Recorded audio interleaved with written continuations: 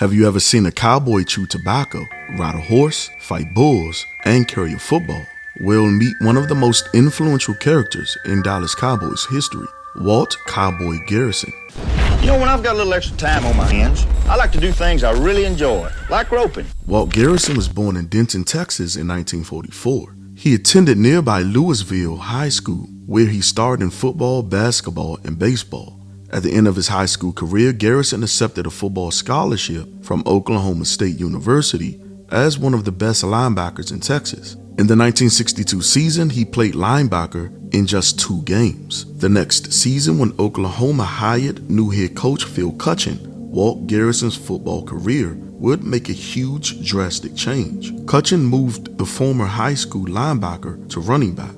It was his first time ever taking a snap at the running back position. Although he was a backup player, he finished his sophomore season with 387 rushing yards, just 12 yards behind the team's leader, George Thomas. Amazingly, he was 10th in the Big 8 Conference in rushing yards during his first season ever at running back. The next season, in 1964, Garrison would lead the Big 8 Conference in rushing with 730 yards. He beat out college legends Gil Sayers and Jim Grisham. The next season, during Garrison's senior season, he had 924 rushing yards and 5 touchdowns. His performance was enough to be ranked as the second best rushing leader in the Big 8 Conference, which was just 13 yards behind Missouri's Charlie Brown. During a game versus undefeated Nebraska, Garrison had 121 rushing yards. He played in both the Shrine Game and the Senior Bowl. He was voted as the best running back of the North. During the 1966 NFL Draft,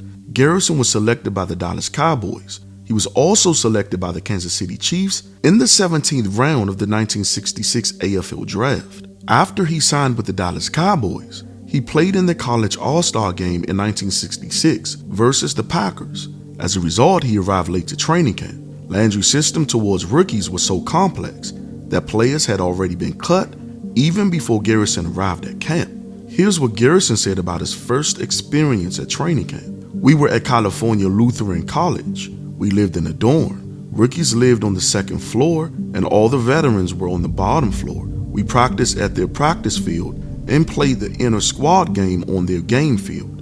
It was just like being at Oklahoma State in a dorm. The cafeteria was the same. You went to eat breakfast, lunch, and supper over there, you know. You had to walk over from the dorm to the dining hall. That's about it. It wasn't anything special." By the end of training camp, Walt Garrison was one of just 5 players who made the team. As a rookie, legendary veteran Dan Reeves picked Garrison to be his roommate. Reeves and I started rooming together my rookie year after the season started. I don't know who he was rooming with, but whoever it was got traded or cut. And so back then, veterans picked rookies. They picked who you were going to room with. So Reeves said, "You're rooming with me on the road and stuff." I said, "Why would you pick me?" He said, "Because I can understand you. He's from Georgia. You know, he's from America's Georgia," and talked real slow and stuff.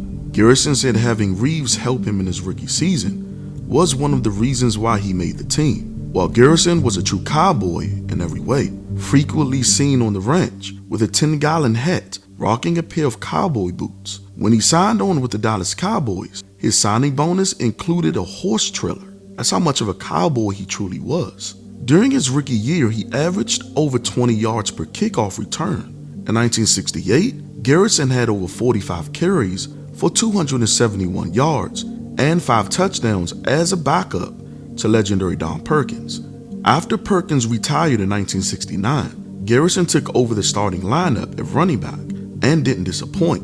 He ran for 818 rushing yards, 2 touchdowns alongside the great Calvin Hill. The next season, he set his sight out to have another great year, but a young phenom rookie by the name of Dwayne Thomas took some of the load, carrying the ball for 126 times for 507 yards and 3 touchdowns.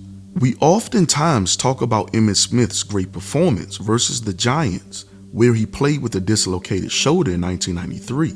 But how about playing in the NFC Championship game with a cracked collarbone and a horrible ankle injury, and yet managed to rush for 71 yards rushing, 51 receiving yards, and a touchdown?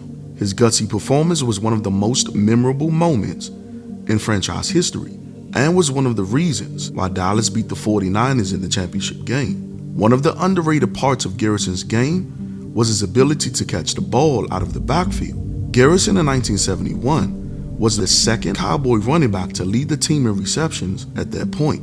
By the 1972 season, Walt was a household name. He was featured on the cover of Sports Illustrated and participated in rodeo shows all over America. His cowboy stigma increased when he suffered a 16-stitch cut in his finger because of whittling, which was his favorite hobby.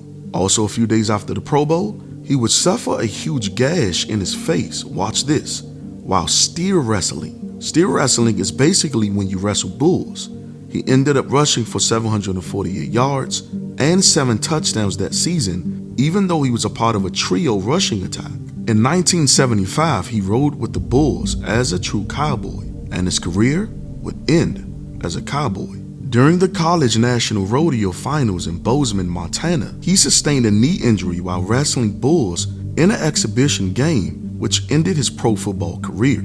He was truly the definition of a real cowboy. Out of all the injuries, the broken collarbones, broken ankles, and fractured ribs, out of 119 games played, and over 1,081 total touches, in the most brutal position at the most dangerous time in the sport in the 1960s and 70s, Walt Garrison only missed 7 games. Garrison would retire as the 3rd leading rusher and 4th leading receiver in team history, while Cowboy Garrison did it his way in cowboy fashion, and for that, he will always be a cowboy legend. Until next time, thanks for watching, and make sure to subscribe and like if you want more content.